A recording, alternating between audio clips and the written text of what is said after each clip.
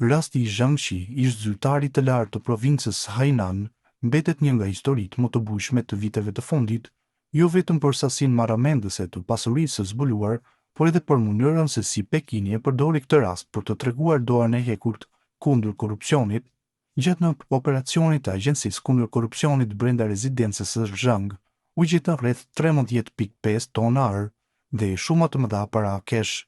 Videoja e regjistruar brenda bodrumit të tij, ku shihen në rafte të tëra me shufra ari u bë virale globalisht, duke u shndërruar në simbolin e korrupsionit të shfrenuar brenda elitës politike kineze.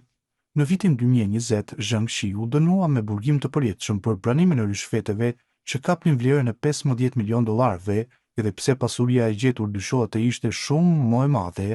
Megjithatë, analistët ndërkombëtar e shohin këtë rast me skepticizëm, ndërsa korrupsioni është real. Fushata e presidentit Xi Jinping, e njohur si lufta kundër tigrave dhe mizave, shpesh akuzohet se shënjestron kundërshtarët politik nën maskën e ligjit. Kryetari i Mitrovicës, Faton Peci, ka bërë të ditur se sot ka qenë në prokurori për të dhënë sqarime lidhur me kallëzimin penal të ngritur nga LDK-ja përmes ish deputetit Paris Guri. Peci ka theksuar se sikurse gjithmonë ka qenë transparent, i qartë dhe i drejtë për drejtë në shpjegimet rreth rolit të tij si ministër në procesin e granteve të Ministrisë së Bujqësisë, Pyllëtarisë dhe Zhvillimit Rural. Ai ka paralajmëruar se shumë shpejt do t'i drejtohet organeve të drejtësisë me kallëzim penal për kallëzim të rrejshëm, duke akuzuar ish deputetin se ka orkestruar një fushat shpifjesh dhe insinuatash të pabaza kundër tij. Në fund, Peci ka theksuar se sulmet, akuzat e pabaza, gënjeshtrat dhe përpjekjet për baltosjen e emrit të tij nuk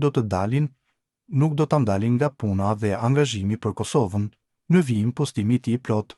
Të dashur qytetar, përmes këtij postimi ju informoj se sot isha në prokurori për të dhënë përgjigje dhe sqarimet e mia në kallëzimin penal të ngritur nga LDK-ja përmes ish deputetit të saj të zgjedhur nga votat e vjedhura të Mërgatës,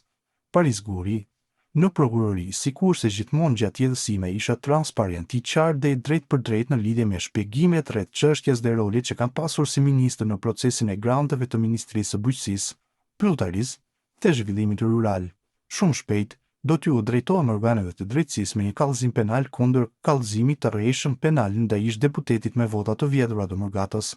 sepse ai përmes orkestrimit udhëhoqi një fushat shpifjesh e insinuatash të paqëna, duke deponuar një kallëzim të rrejshëm penal kundër meje si ministër. Përfund, dua të përsëris dhe t'ju siguroj se sulmet, akuzat e pabaza, gënjeshtrat, shpifjet, kërcënimet e përpjekjet për baltosjen e emrit tim nuk më ndalin nga punat e mira e punët e mëdha për Kosovën, vazhdon ai.